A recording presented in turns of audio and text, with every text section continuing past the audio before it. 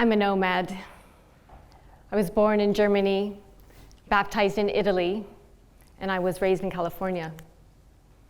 I've added pins to my map from extended stays in Slovenia, Austria, and the United Kingdom. An immigrant, a foreigner. I'm now local in the United Kingdom for the past 10 years, over 10 years. I was born in a place I never lived and lived in places I never stayed. This has deeply informed who I am, the connections that I've made along the way and on the journey at these different destinations. But the story is ours. The story we each have of those connections that we make deeply inform who we are and how we contribute in the world. My mother was 35 when she returned to school to get her first degree. She found an accelerated program, one of the first at the University of Southern California, to become a physician's assistant. It meant, as a single mother, going back to school, working intensely during a very intense period of time, and working towards her goals. I was young, and I saw her with this focus. I saw her really trying to achieve something with what she had and what was available to her. This determination stuck with me, and the transformation stuck with me. Her transformation of what this opportunity for education in a different mode allowed her to achieve. I'm certain that planted a seed in my own psyche, in my own way of thinking as I took my own educational journey, returning to do a doctorate in my 40s, for example, and my profession. I've been in this space of education, design, and technology for my whole career in different component parts, but this has definitely been a thread. The affordance of what is possible with education when you look at those three components has deeply informed what I know is possible in this world. So digital education, what is it? Digital education is the innovative use of technology for teaching and learning. It's that application of what is possible between the pedagogy, the way of learning, and the technology that is kind of a conduit, really can support that experience. And there's a wealth of opportunity in that space, and one that I feel very excited about as well. I originally planned this talk about digital education and human presence, and thought, oh yeah, there's so much focus on technology right now. How do we kind of ground it a little, and make sure that we're checking in on that human presence? Where's the human in the mix? And I have to say, I was really shocked at the paradox of the results of the search, a web search. Innovative technology to alert you to human presence. Something to monitor when someone is lurking. Something to protect you from someone else. That's not what I'm looking for. I get that there's a reason for those things, but in an education space, it's about showing up, about connecting. I'm like, oh, that's it. It's about connecting. It's not about being present, but it's about connecting. How do we connect in our world now when so much is digital, so much is based on something that we are looking through or interacting with? But where's the human in that? Why am I so passionate about this? Digital technology, digital education. It was actually 15 years ago where I kind of crossed a threshold that I simply could never return to that previous version before that. I attended graduation. Now this was a graduation let's say a room full of graduates, and these were all graduates of a fully online degree.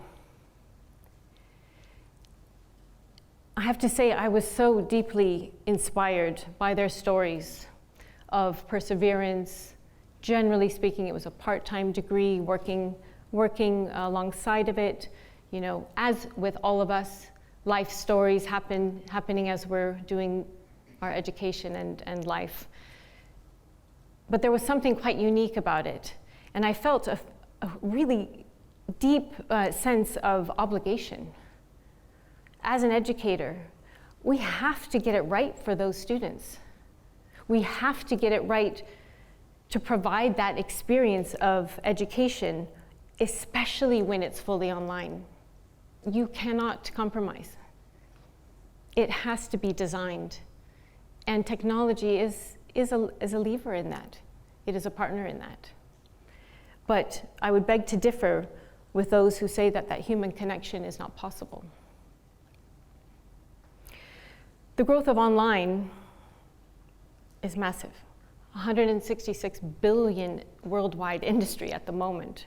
And I say industry because there's different forms of online education as well, especially with the recognition of shorter form type of courses, credit-bearing, non-credit-bearing, recognition of prior learning, transferability. That's a space that's quite interesting. But this, again, is an obligation. Behind those figures of growth are the students. Students who are choosing to go online and learn online. So I've got this commitment to the online world, but then I see campus, and I see the campus student experience, and I think, what can we transfer from all of this excitement in the online space, this intentional design in an online space? How do we transfer that to campus? Now, I would like to caveat that there is much great work going on. So this is not to underestimate what is already happening and what is already so good in this space. But it's just that potential. What else is possible? If we look at what we have to do in an online space and look at what we can do on campus with the technologies and the interactions that are afforded to us. This is a space that I'm looking at. It's a space that I'm curious about. And actually, it comes down to individual practice, but it's an institutional obligation. Institutionally, we need to serve all of our students. We have to serve them in ways that works for them. We have to meet our students where they are. And that comes in different forms. And there's a range. And for that matter, the distinction between online, hybrid, blended, there are other names, they are a distraction. I firmly believe that's a distraction. Let's talk about the student experience. Let's talk about our students and what they need at a given time on their journey for who they are. And this is a space I love. The opportunities to engage in this space and to learn and to grow. But it does take commitment. It takes change, institutionally and probably personally. So how do we support? If we're talking about a design ecosystem, it's about building in this support. Building in this support, bringing in the students to the conversation, learning from them. Students have a lot to say, and we're at this wonderful opportunity right now where the trajectory is massive. And it's at a pace where we will not be able to keep up with incremental change. Incremental change is actually also no longer fit for purpose. We have to leapfrog, and we can't do that alone. It is a conversation that we need to have, and it's at scale. Our institutional systems aren't necessarily as flexible. ways of working aren't necessarily as flexible, but this is the opportunity and this is the challenge, is to push those boundaries. From a systems thinking perspective, it's about all of the interconnections, all of those interrelationships, the connections, the push for creative solutions, looking at the boundaries, what's within scope, what's beyond scope, and where do those boundaries intersect. But also that awareness that the health of one area is vitally important to the health and vitality of another area. You cannot compromise one area for the other.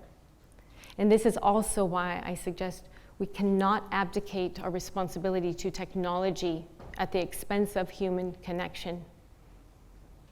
We need to look at the whole system and the health of that whole system, to look at how we are